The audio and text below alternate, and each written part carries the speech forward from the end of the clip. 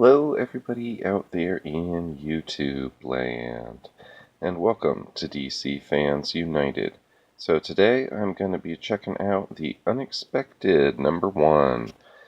So I've been really into the DC New Age of Heroes books, and the Unexpected is no exception.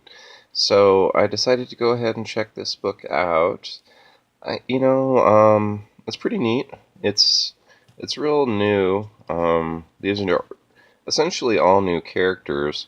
They're all new characters, but this one's called Firebrand, and Firebrand has been a DC character for a really long time.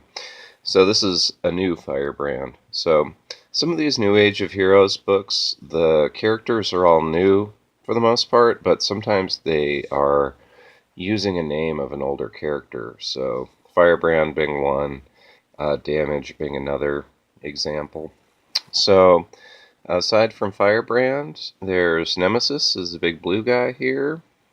This lady with the horned helmet is called Viking Judge, and the sorcerer guy in the back is called Neon. So we'll check out the people that worked on the book. There was Ryan Sook did the art. Carrie Nord and Steve Orlando are the storytellers. And Steve Orlando is really nice on Twitter. We were talking about him recently because of his work on the Batman the Shadow, that crossover. So he's a really nice guy. He liked and I think retweeted the comments. So let's see. Mike Gray and Wade Von Garbadger did the inks, and FCO Placencia did the colors, and Carlos Mangle did the letters. So, alright, the cover's pretty cool. It's also by Ryan Sook. I think it's a real solid cover. Some people don't like the covers that just show the characters, but I think that's perfectly fine. So, like all of these New Age of Heroes books, the first issue, and it has to be a first printing as well, all of the first printing and #1s have fold-out posters. So they're all actually a piece of a poster, and I'm assuming if you put them all together, you can make a whole giant poster, and it's double-sided, so it's probably 2 posters. So it's kind of interesting. So anyways, we start off, and we see Firebrand herself. She is here at this place called the Heaven's Undercarriage Bar, and she's fighting Killer Croc, and she beats him down. And the bartender's talking to her and just like, why you fight all the time and stuff. And unlike some of the other New Age of Heroes books, this one actually gives you the backstory on the characters right away. Some people don't like origin stories no matter what, but I kind of prefer them in a case like this where they're really new characters. You know, if it's a Batman comic, you can skip the origin even on a #1, but for something like this, I was really glad they had the origin. So she was a paramedic and helped rescue people on ambulances and stuff. And it talks about all of the different events that she survived while being a paramedic and living in the DC universe. So she's like, I survived the crime syndicate, Black Lanterns, and both Darkseid invasions.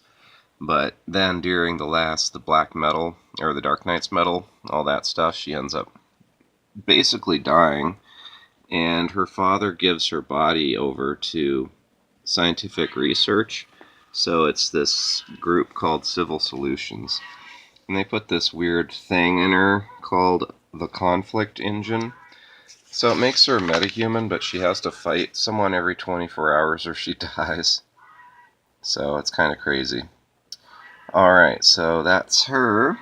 And then she also has kind of trying to have a regular life, so she volunteers for this hospital that is for poor people, essentially. It's like a free clinic or something. So that's kind of nice. They make her character pretty likable. So she goes on her rounds, and her ward is totally vacant, except for this guy. So he's the baddie. He's the bad guy. So it says his name's Alden Quench, a Bad Samaritan. And she's like, why are you here and stuff? Let's see, what does he say? And asks if he's with the CIA and stuff. And he's like, nothing so small and earthly. That said, they do want what I want, the fantastic foundry in your chest. Oh yeah. I want your heart. So, full page splash page. Looks kind of cool. You know, I get the surprise when I was reading it and turned the page. It was like, oh wow. So, it had the effect that the creators were desiring. So he's, you know, you can see him there. He's trying to take and rip her heart out. And then, ta-da, the unexpected show up. So they just kind of warp in. Neon there is a sorcerer. And basically they do a little backstory. The Viking judge wants to take this guy out because he destroyed some other Earths. It actually says somewhere. Oh yeah, Earth 462. And I was like, really? 462? I didn't know there were Earths with triple digits, but I looked it up, and I guess it's one of the ones that Lex Luthor made during Infinite Crisis. Pretty sure it said. So, anyways, I hope the lighting's bright enough. I honestly have it a little dark because I'm trying to cut down the glare on the page. These newer comics have got a really glossy page. So, anyways, bad guy here is distracted, and he knows them. He knows Neon and everything. And he's like, Neon should be judged for his crimes too, Viking judge. And she's like, Neon will face judgment, but today the face of my blade reflects your truth, an entire universe dead. And then they say the Earth 462. So anyways, Viking judge just attacks him and like smashes through the wall. So it's pretty intense. So the other two are left behind to talk to Firebrand, and they give her a little bit of information, just a little bit about who they are, but she's like, this building's coming down, we gotta save all of the patients in the hospital. So again, cool, noble thing that she does. She runs and gets down there and talks to the other doctor, and they're like, oh wow, what's the deal? Why do you look different? And she tells her she's Firebrand. And they're going to evacuate, but then the sorcerer is just like, well, he says, basically buildings can change shape, and then he just kind of moved it and made it easier for them to come through. So they get everyone out of there, and then Nemesis says, enough, they draw near, we must rally before. So then, yeah, they smash through the wall there. And they're still fighting, so continues down here, and yeah, the bad guy here is actually really good at fighting. He's gotten the upper hand for sure. He chops Nemesis here in the foot. Even says, oh, it says chomp. He goes down. He's still talking crap, and he walks right up to Neon and cuts him in half. I was like, wow, this is a crazy way to start. So Neon bleeds like rainbow colors. I thought that was pretty unique. So he takes some of the blood from Neon and says, I came for the conflict engine, but seeing your artful interiors,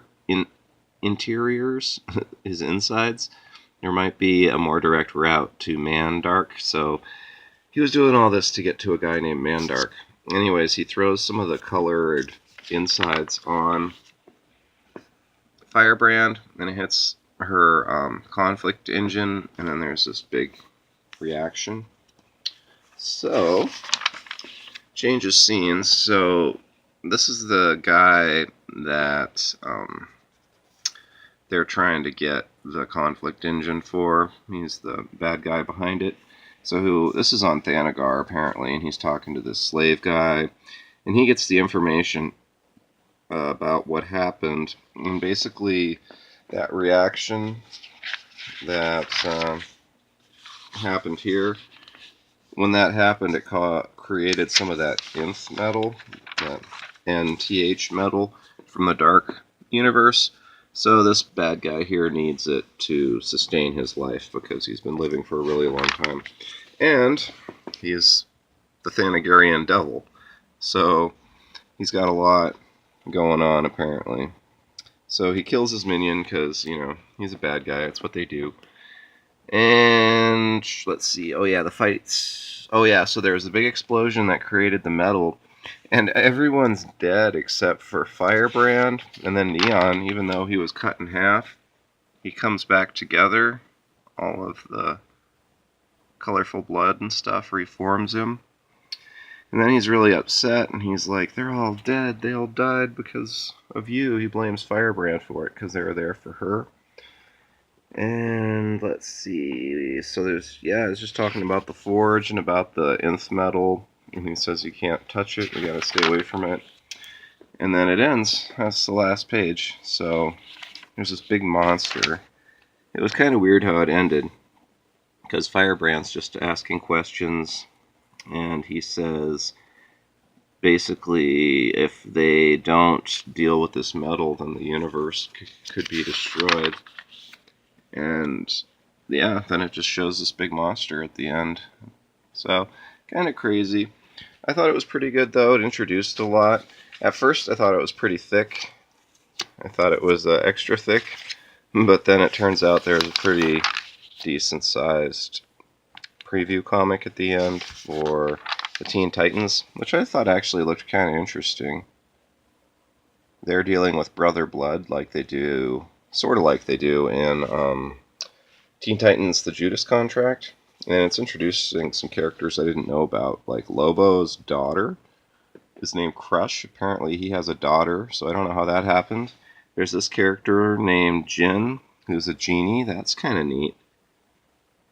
Got a genie on the team. And then, of course, Kid Flash, Damian Wayne, Red Arrow, and then also this guy named Roundhouse. So I don't know about him either. So I just thought that looked kind of interesting. Preview at the end, and then a couple ads. So that's the issue. It's $2.99, and you get like a fifth of a poster as well. So that's the Unexpected #1. Let me know down in the comments if you thought this video was, you know, okay. I tried to, like I said, have the lighting a little different so that maybe the glare would not be so bad. So let me know if that's worked out okay. And let me know what you thought of the Unexpected. I thought it was pretty interesting. Aside from being too short, it was a pretty good first issue. It did some things I expected from a first issue, like introducing us to who these new characters are. And honestly, the guy having rainbow insides was something unexpected. Alright, so that's all for now. Thanks for watching. We're going to have a live stream on Friday, so at 5:30 Eastern Time, tune in. We're going to talk about the top 10 DC villains from the animated movies. Alright, that's all for now. Thanks for watching. Be sure and subscribe if you aren't subscribed. Be sure to hit the bell for notifications. And as always, thank you for watching and being a part of DC Fans United.